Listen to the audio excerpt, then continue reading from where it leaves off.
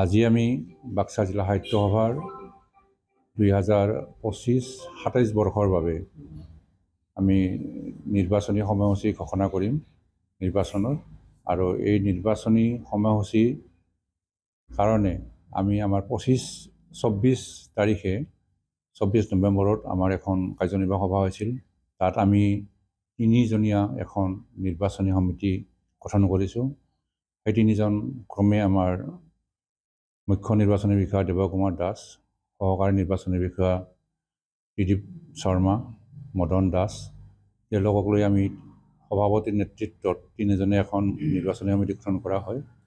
আৰু সেই নিৰ্বাচনী সমিতিখনক আজি আমি জিলা সাহিত্য তৰফৰ পৰা মুক্ত আৰু নিকা নিৰ্বাচনৰ কাৰণে তেওঁলোকৰ হাতত আজি আমি সম্পূৰ্ণ নিৰ্বাচনৰ দায়িত্বটো অৰ্পণ কৰিম।